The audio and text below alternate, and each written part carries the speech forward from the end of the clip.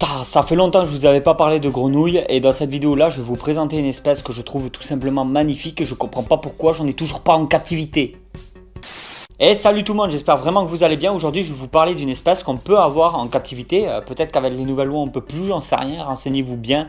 Mais il me semble qu'elle n'est pas protégée ni rien, qu'on peut l'avoir en captivité. Je vais vous parler de l'Acalycnis calidrias. C'est une rainette. Alors déjà on va comparer un petit peu les grenouilles, tout ce qu'il y a de plus normal et la rainette. Alors les rainettes sont des grenouilles. Voilà, on commence à comprendre, ça rentre. Et la rainette, en fait, c'est une grenouille qui est, il me semble, je ne sais pas pour toutes les espèces, mais moi j'associe toujours les rainettes à des grenouilles arboricoles. Arboricoles, ça veut dire qu'elles vivent en haut des arbres au lieu de vivre en bas sur la terre, comme ma petite Pixicéphalus adversus, qui elle est vraiment terrestre.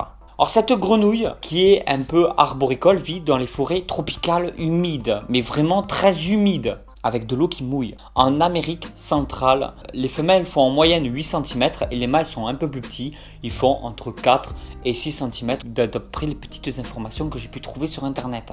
Après il y a pas mal de fiches d'élevage, pas mal d'informations sur les sites de vente en ligne, on peut la retrouver quand même assez régulièrement en ligne et c'est de plus en plus simple de la reproduire en captivité. Il y a de plus en plus d'éleveurs qui s'y mettent, qui arrivent à avoir de très bons résultats en captivité en reproduisant cette espèce, ce qui évite vraiment le prélèvement dans la nature. La couleur elle est variable suivant son humeur, son comportement et aussi suivant le moment de la journée. En règle générale, c'est une espèce qui est magnifique et très prisée des terrariophiles parce qu'elle est vert pomme mais magnifique, vraiment les beaux yeux de couleur, le flanc des pattes un peu bleuté. C'est une espèce avec des couleurs très vives qui rappelle un petit peu je suis dangereuse, même si c'est pas du tout vrai. Pour en avoir vu plusieurs fois en réalité, en vrai, en fait c'est une grenouille qui bouge beaucoup, surtout la nuit, pas trop la journée. Elle chante aussi très fort. Et c'est surtout qu'en fait la journée elle se recroqueville sur elle-même, ce qui fait qu'en fait ça fait juste une grosse tache toute verte, et si elle se met sur une feuille, eh ben, on va pas forcément voir au premier coup d'œil qu'il y a une grenouille posée sur la feuille. Il suffit que la feuille soit de la même couleur que la grenouille, comme elle bouge pas et qu'elle a les yeux fermés, elle se fond dans la nature, c'est vraiment incroyable et je pense que c'est son premier système de défense de se fondre dans la nature. Ensuite, si vraiment un prédateur arrive, qu'elle se sent menacée ou quoi, le fait qu'elle se déplie, ça va, et qu'elle ouvre les yeux, ça va amener directement des grosses couleurs, du bleu, du rouge, complété avec son vert, comme ça peut devenir vite grand et impressionnant, ce qui fait que peut-être ça ferait peur à certains de ses prédateurs. Donc la couleur aussi va beaucoup jouer sur son système de défense. Après, elle est totalement inoffensive et elle n'est pas du tout venimeuse. Elle se retrouve vraiment dans des endroits où il y a beaucoup d'eau. Alors, c'est pas le genre de grenouille qu'on va retrouver en train de nager dans l'eau comme certaines espèces de chez nous. C'est plutôt le genre de grenouille qui va être sur les branches des arbres, sur les feuilles, mais dans des endroits où il pleut beaucoup, où il y a beaucoup d'eau autour. Elle est tout le temps en permanence humidifiée du coup. Et je ne sais pas si ça se dit comme ça. Et en fait, elle va plutôt boire l'eau qui se trouve sur les feuilles. Elle est insectivore, elle va manger plutôt moucherons, moustiques, petites mouches, des petits insectes qui se baladent un peu partout.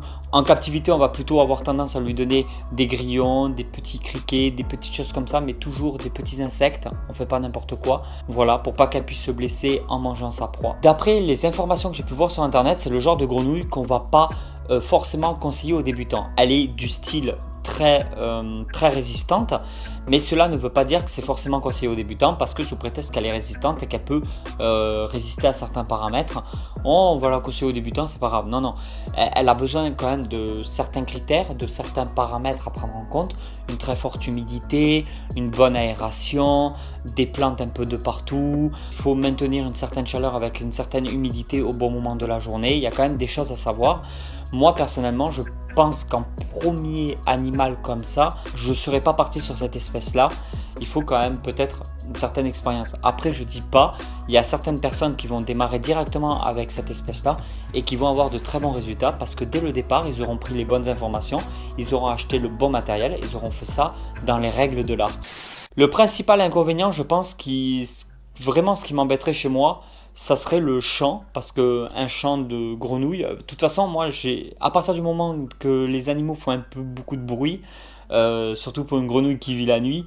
Ça peut vite pour moi devenir très embêtant. Peut-être que pour vous non, peut-être qu'au contraire ça pourrait apporter un plus et que ça serait du coup quelque chose de génial d'avoir une petite grenouille qui chante.